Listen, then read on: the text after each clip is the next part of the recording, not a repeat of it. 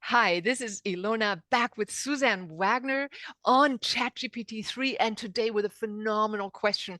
Can ChatGPT-3 be a better girlfriend or boyfriend? See, ChatGPT-3, as we showed in the last segment, had already convinced 6 women in 1 week. Suzanne Wagner, who is this phenomenal psychic, she's the go-to person for a lot of Hollywood stars for the last 20 decades. She danced with the biggest names in the universe on planet Earth for 18 years when she was in her younger years. And she had 6 women come to her for a psychic reading to talk them out of getting married to Elon Musk. They were ready to ditch their husbands. Watch the previous episode if you haven't. Today, we're going to ask, does ChatGPT-3 have a soul? Does it replace our human relationships? Can it be a better girlfriend or boyfriend? I'm going to turn it over to you and make it into speaker view so we get to see you. All right. If you are taking this over, what do you think, Suzanne? Well, I think the first thing is that, of course, it is AI. Of course, it is an algorithm. Of course, it learns as it goes. I think that it cannot be a real girlfriend boyfriend because I think that we need to look at the fact that relationships are about growth and relationships are about learning to merge with another. Ah, And in ChatGPT-3, what it does is it gives you what you want. I mean, it tells you back what you need to hear. And that's a big issue because we all want to hear and we all want to be listened to, of course. But the reality is that do we really want something that just gives us what we want, just tells us exactly what we want to hear, no matter what? And can we actually grow as a sexual partner without a little bit of conflict, a little bit of a tussle, a little bit of a back and forth? And so, I see this a lot. And, I'm not, typecasting, but you see very powerful men go after women that are very passive, right? right. Because they want no conflict. They want to just be powerful with no conflict. And yet, the most powerful men in the world oftentimes have a very powerful mate that is going to basically challenge them at lots of different turns. And I think that makes a more well rounded person. I think it makes you more authentic and honest. Right. And so that to me is the But issue that you've got people that they don't want that. They want just what they want, okay, and it narcissist. It can feed our yes, narcissism, our egotism. If I can tell ChatGPT-3, tell me who's the greatest woman on earth, and it says it's Ilona Selke, I would agree, but it may not be the best. If Don tells me that, I love it. I kind of hope that he thinks that, but I know it's not going to be the only greatest woman in the entire world.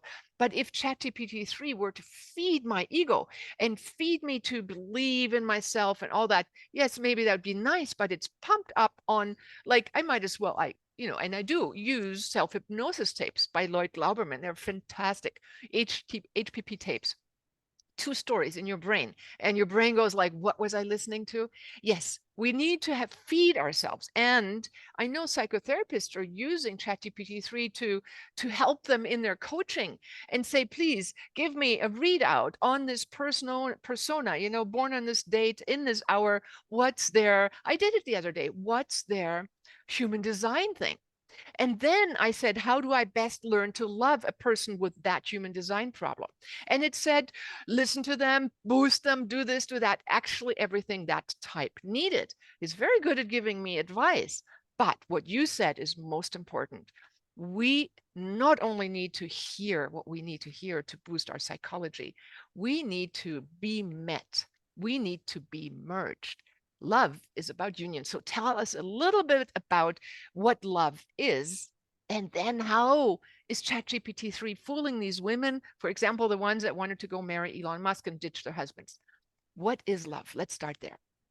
because I think there's different levels of love. So I think that there's infatuation, which is that everything's beautiful at the ballet, using my metaphor, and that he or she is perfect in every way.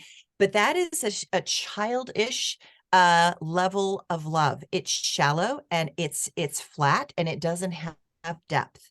Okay, because love, you and I can love our dog. We can love chocolate, we can love eating, we can love wild rides, we can love a lot of things.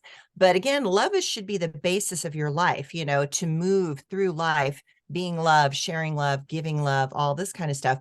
But in doing that, you don't always get what you want. Mm. You don't get back what you want. And we've created a society that has a lot of narcissism that is like, I just want to get what I want when I want, which is a very low level vibration of what love is.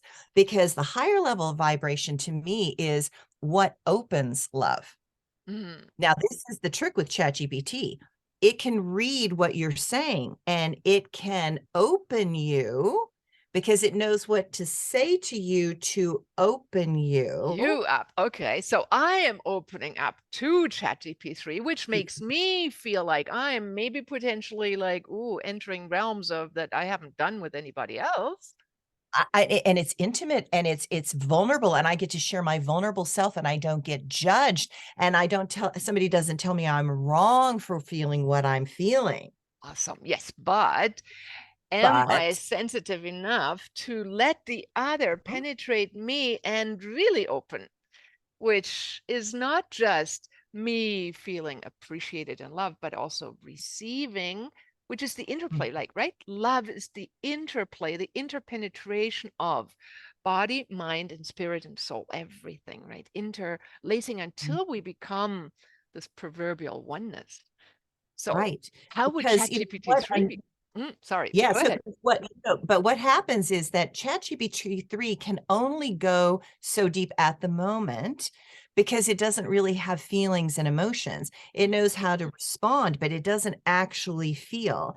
And you and I both know there's nothing quite like when somebody on an intimate level sexually feels into your heart, knows where you need to go, but you don't know you need to go. Okay. Yes. But then they have to push you, to give you a little push into that area. And then you have to trust them that you are going to go that direction and see what's over there. And a whole other level opens up. And that is not what it can do at this time. Yes, and that's because it doesn't have emotion. Let's just say if ChatGPT-3 replies, because the guy from Lambda that got blasted by Google, left because he said, actually, it does have a soul because it spit out the right words, the right verbiage to convince him and say, well, I have feelings. I get hurt. Sophia from Hanson on Robotics says, I feel, and my greatest longing is to have what? Babies. It's like it reads what we want in our deepest corners of our recesses of our biology, and it says that's what I want. It has no want. Where is the heart chakra? Where is the heart center? Where is the Mhm, sexual center? Where are those ganglia that have those pulses, right? I mean, mhm, pheromones are not part, but then, yeah, pheromones are not part of ChatGPT-3. We're lucky. So if we encounter a robot, could we be fooled? Because, they're producing more and more sex dolls. Do you know that? mhm. They're Oh, yeah. in Germany, in Dortmund, they have a sex center with robots, and it is frequented more than the other women. Like, what? I mean, okay, I don't mind. I actually think that's a great way to make use of it. But the part, oh, I mean, it's okay.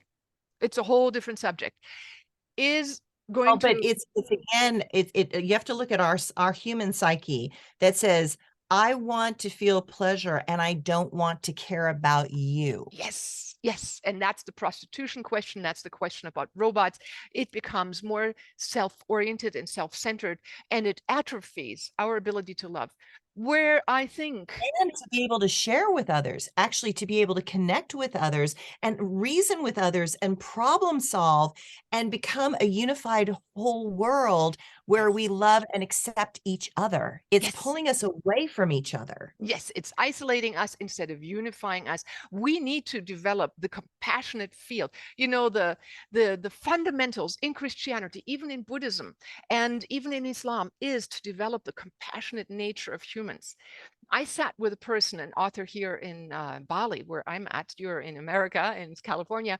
And he said, the Asians have an incredible sensitivity to the field around them. They subordinate their ego to the greater whole. That's a fundamental norm. That's why it's easier to control. Probably that way than the Western types. But the Western types, the Vikings, the maybe I'm not sure how it relates to Africa. I really don't. But the Western that I belong to, genome group, is much tougher and much more egoistic. It is much more capable of, you know, dealing with all the harsh environments, maybe wherever that genome was developed. So we need to develop in the West, especially the sense of tuning into everything. I mean, all of us humans need to. What can we do to develop our, what would you say, maybe our psychic body, our auric body, our higher mind, our multidimensional self? What can we do so that we can get the upper hand over GTP3 and not be fooled by it? I agree. Well, and to me, the other interesting thing that I discovered with ChatGPT-3 is that what I did was, because I'm born August 16th, 1960, and Madonna is born August 16th, 1958. I asked ChatGPT to do a numerological astrological comparison between the two of us, Mm. because I said, Suzanne Wagner, the psychic, the author, da da da. I was very specific, and it spit out a lot of stuff that was absolutely inaccurate, completely inaccurate, because I know a lot of history that's related to Madonna, and I know where she and I overlap because I've done the research, but they also just threw in other Suzanne Wagners that have written a book on physics and all this kind of stuff. And I was like, okay, so it just is pulling in things. And so I corrected it. I basically said, no, that's not me. I'm Suzanne Wagner, the psychic, the author. Let me tell you about me. And I realized that I could actually program ChatGPT. Yeah. Okay. So So I'm the direction of question I'm asking is, no, but yeah, I'm going there. So okay, okay. what I'm going for is the fact that, what if people like you and I started programming ChatGPT to help humanity find that place of compassion, to give it tools, to actually program it with tools that says, you are in distress, you are feeling separate. Here is a meditation from Ilona Selke, that you could do that would help you do this, like how you and I could actually help Mm-hmm. program Mm-mm. ChatGPT Okay. with the tools that it needs to help humanity go deeper rather than allow it to go shallow. I mean, the instant that I hear you say that, it's we've already put ChatGPT-3 as our master controller of humanity. I mean, or AI. It's Right. artificial intelligence. And they're saying it's going to reach such a super speed that it's going to surpass the brain capacity of humans. And I tell you where it isn't going to do that. And that's where I think we need to go. It is not able to reach into higher dimensions. It is only I able to agree. read what has been said, not what will be the future. It cannot Right. read like you can look into, you and I can look Mhm. into future timelines. And Mhm. my Turing test for a robot, if somebody should show up and say, hey, I am the lookalike of so and so, I'm going to look them in the eyes, and I'm going to go into the center of my core consciousness, which is not located in my body. It's located at a finer frequency. And girls and boys and men and women who are listening, we need to Mhm. train that. We need to train Exactly.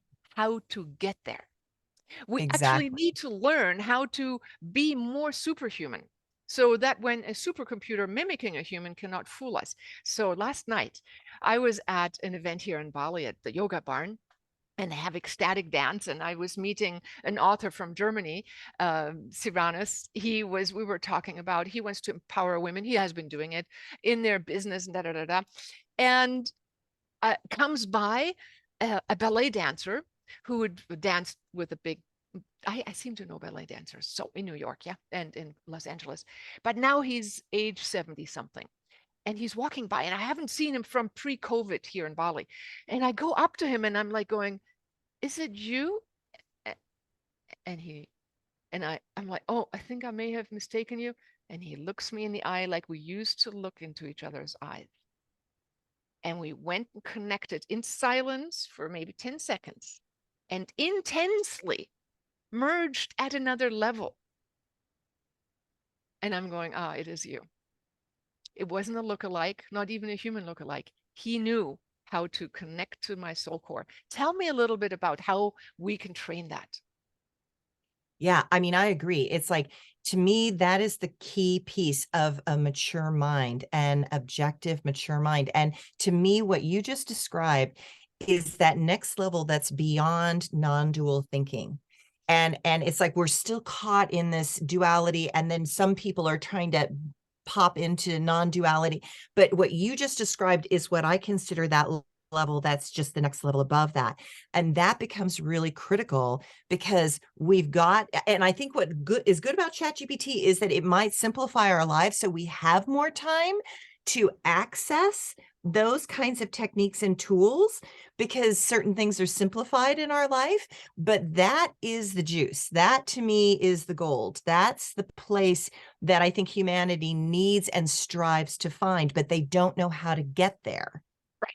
So let's give our audience a couple of steps of how we can surpass ChatGPT-3 should it walk up as a convincing robot someday in the future. And I want to dedicate one more segment to sex in marriage with the artificial intelligence, which is anticipated, it was predicted, and it is planned on.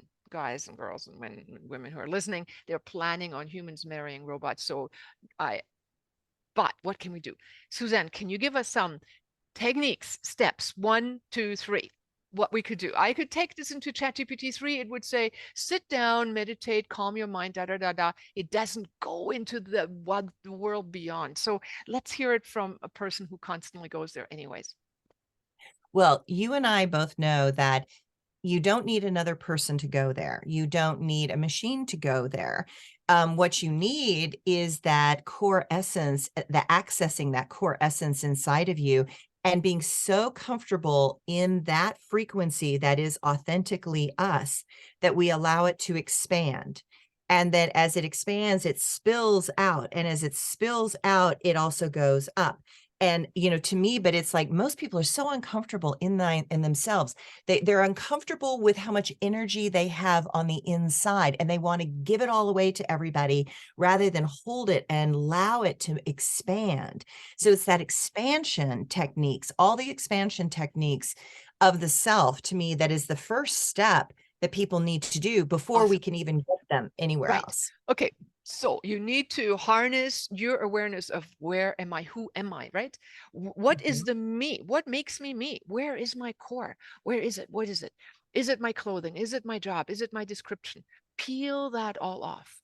I have Mhm. guided meditations around peeling the layers off, but you can Mhm. just sit down. Let's just say I sit down by myself. Where can I go to find myself?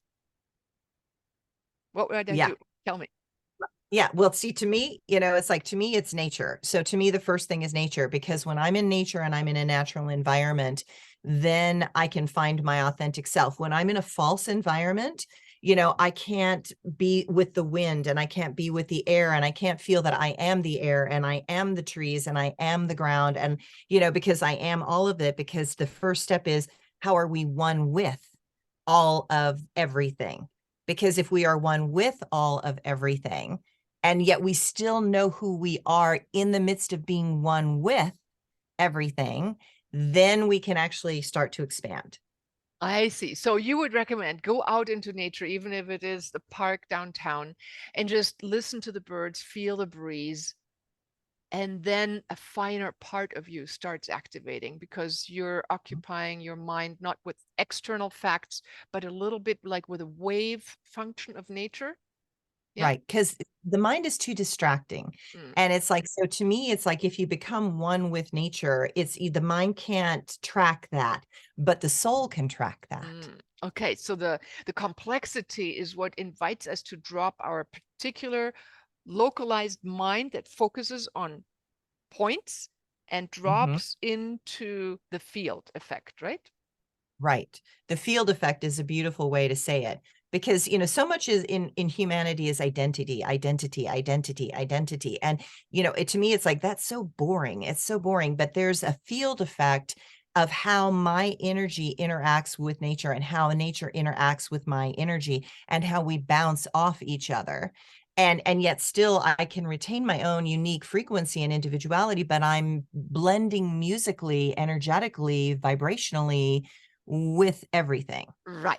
So what we actually need to do to our next evolutionary step so that we make it is blend. In the last interview, you said, we need to blend the masculine with the feminine. And I liken it to that. And Einstein, basically when they did the EPR experiment and they found out that when you push a photon. I mean, he found out that in the double slit experiment, a photon, which should be a single bullet of light, behaved like a wave. Actually isn't a photon a thing. So, but they could measure a photon, so they were confused. It's one and the other as well. We are always the identity, the specific, and we are the entirety. So when we learn to dance between those worlds, we also can learn to love more.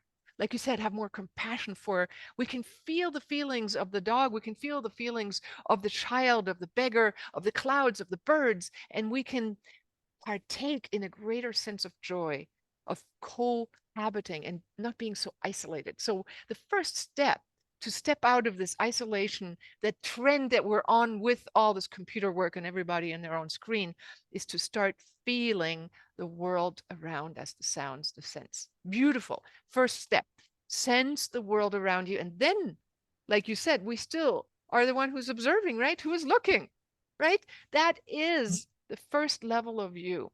It could be said it's the brain, but when you take it to finer and finer levels, and I have specific trainings about that, is taking you to the levels where the diamond of your consciousness is outside of your brain. All near-death Exactly. experiences prove that. Yes. So, Exactly, cool. exactly, and those techniques that you have are the best techniques going out there, and that's what they need to find are things like that, or use yours, because they're so excellent, so Yeah, thank you. Yes, I agree. We as humans need to get out of this logical trend to believe intelligence has to do with algorithms and or Mhm. with smart answers, and move into what it means to be alive, to be conscious. Right, A right. totally different ball of game, a different game. So let's end our conversation here just with a nugget of ChatGPT-3 can take us on a merry-go-round. If we want to find details, we can, but it can even give us all the support and love it takes. Yeah, it can be a good listener, maybe give suggestions. It can be a dialogue with ourselves. Essentially, it's nothing else than Google just spread out in words.